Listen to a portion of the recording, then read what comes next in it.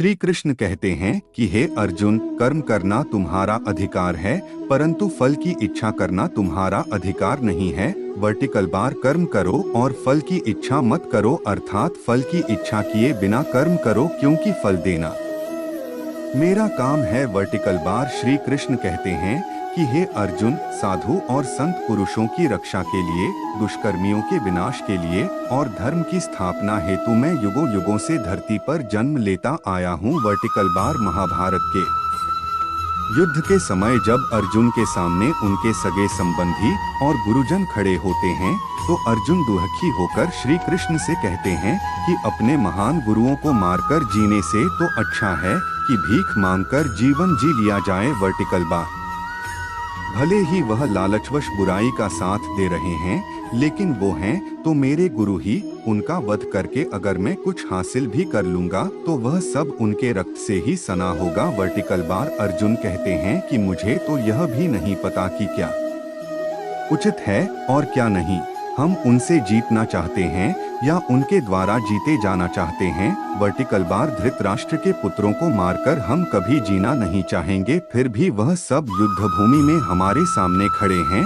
Vertical bar Arjun Shri Krishna से कहते हैं कि मैं अपनी कृपण दुर्बलता के कारण अपना धैर्य खोने लगा हूँ, मैं अपने कर्तव्यों को भूल रहा हूँ। वर्टिकल बार अब आप भी मुझे उचित बताएं जो मेरे लिए श्रेष्ठ हो। वर्टिकल बार अब मैं आपका शिष्य हूँ और आपकी शरण में आया हुआ हूँ। वर्टिकल बार कृपया मुझे उपदेश दीजिए। वर्टिकल बार अर्जुन कहते हैं कि मेरे प्राण और इंद्रियों को सूखा देने वाले इस शोक से निकलने का मुझे कोई साधन नहीं दिख रहा है।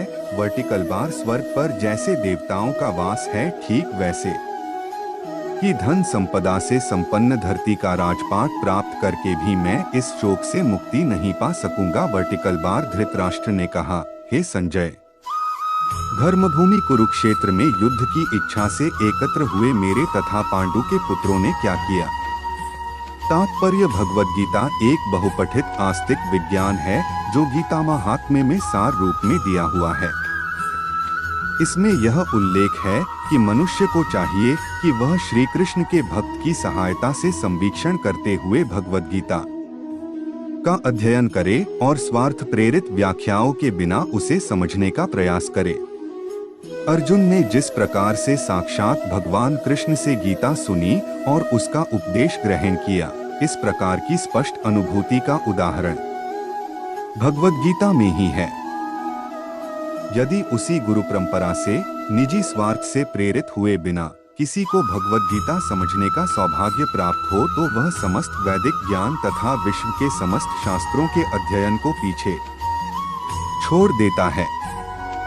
पाठक को भगवद गीता में न केवल अन्य शास्त्रों की सारी बातें मिलेंगी, अपितु ऐसी बातें भी मिलेंगी जो अन्यत्र कहीं उपलब्ध नहीं हैं।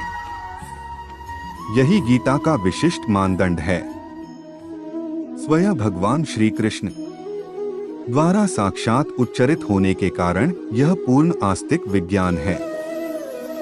महाभारत में वर्णित धृतराष्ट्र तथा संजय की वार्ताएं इस महान दर्शन के मूल सिद्धांत का कार्य करती हैं। माना जाता है कि इस दर्शन की प्रस्तुति कुरुक्षेत्र के युद्धस्थल में हुई, जो वैदिक युग से पवित्र तीर्थस्थल रहा है। इसका प्रवचन भगवान द्वारा मानव जाति के पथ प्रदर्शन हेतु तब किया गया जब वे इस लोक में स्वयं उपस्थित थे। फिर भी उसकी जिज्ञासा सार्थक है। वह नहीं चाहता था कि भाइयों में कोई समझौता हो, अतः वह युद्ध भूमि में अपने पुत्रों की नियति, भाग्य, भावी के विषय में आश्वस्त होना चाह रहा था। चूंकि इस युद्ध को कुरुक्षेत्र में लड़ा जाना था, जिसका उल्लेख वेदों में स्वर्ग के निवासियों के लिए भी तीर्थस्थल के रूप में हुआ है, अतः धृतराष्ट्र अत्यंत भयभीत था कि इस पवित्र स्थल का युद्ध के परिणाम पर न जाने कैसा प्रभाव पड़े। उसे भली भांति ज्ञात था कि इसका प्रभाव अर्जुन तथा पांडु के अन्य पुत्रों पर अत्यंत